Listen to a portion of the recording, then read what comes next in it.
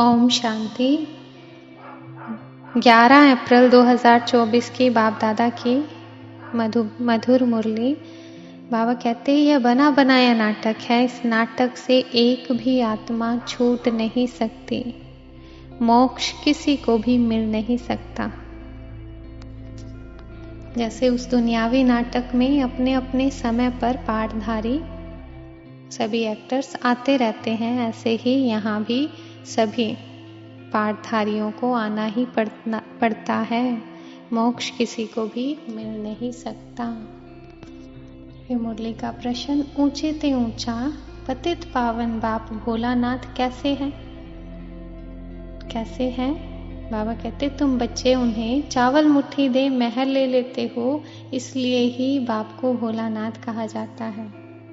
तुम कहते हो शिव बाबा हमारा बेटा है, वह बेटा भी ऐसा है जो कभी कुछ लेता नहीं है, सदा ही देता है। भक्ति में कहते हैं जो जैसा कर्म करता है वैसा फल मिलता है, परंतु भक्ति में तो अल्पकाल का मिलता है, ज्ञान में समझ से करते हैं इसलिए सदा काल का मिलता है। आगे बाबा कहते हैं इस पुरुषोत्तम संगम युग पर ही बाप आकर तुम बच्चों को आत्म अभिमानी बनाते हैं। आत्म अभिमानी और देही अभिमानी का फर्क भी अभी तुम समझ गए हो। बाप ने ही समझाया है कि आत्मा ही शरीर से पाठ बजाती है, आत्मा है, आत्मा ही पढ़ती है, शरीर नहीं। परंतु देह अभिमान के कारण समझते हैं फलाना पढ़ाते हैं। तुम बच्चों को पढ़ाने वाला वह निराकार बाप है, उनका नाम है शिव। शिव बाबा को अपना शरीर नहीं होता। फिर दुनिया में तो क्या दिखा दिया है कि भगवान ने 24 मनुष्य अवतार लिए। बाबा कहते भगवान 10-12 नहीं है, एक निराकार है। बाप कहते मुझे भी बहुत भटकाया है, परमात्मा को ठिक्कर भित्तर में सबने कह दिया।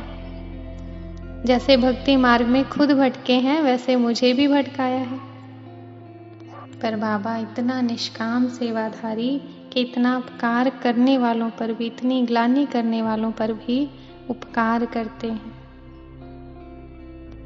इतनी भी कामना नहीं करते कि मेरी वो कुछ तारीफ करें या मेरी महिमा करें। इतना निष्काम सेवाधारी और कोई हो ना सके। फिर बाबा कहते भक्ति अलग है, ज्ञान अलग है। ये भी हमने अब जाना है। भक्ति से आधा कल्प होती है रात और ज्ञान से आधा कल्प के लिए होता है दिन। राम राज्य और रावण राज्य दोनों ही बेहद के हैं, दोनों का टाइम बराबर है, परंतु इस समय भोगी होने कारण दुनिया की वृद्धि जास्ती होती है, आयु भी कम होती है, वृद्धि जास्ती होती जाती है। इतनी सब बातें समझाने वाला ये बेहद का बाप ज्ञान का सागर है। बाप बेहद का ज्ञान का सागर है, बाकी तो सब लिमिटेड है।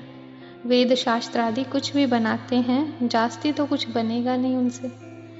तुम लिखते जाओ तो शुरू से लेकर जो अगर लिखो तो कितनी लंबी चौड़ी गीता बन जाए। सागर को स्याही बना दो, जंगल को कलम, तो भी ये ज्ञान समाये ना।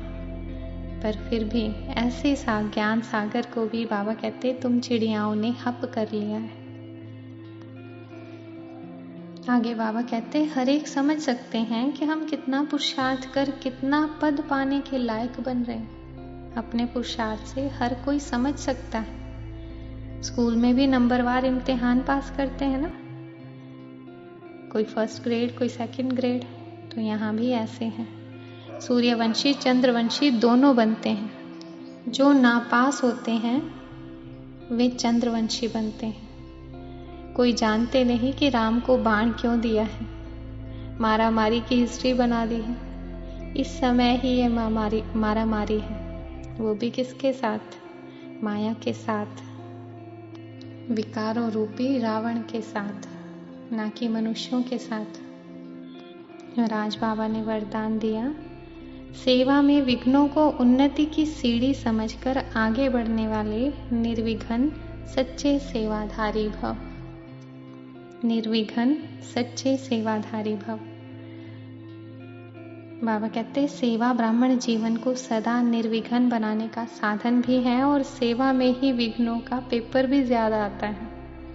निर्विघ्न सेवाधारी को सच्चा सेवाधारी कहा जाता है। विघ्न आना यह भी ड्रामा में नूंद है। सच्चा सेवाधारी निर्विघ्न को कहा जाता है, लेकिन विघ्न आना ये भी ड्रामा में नूंद है।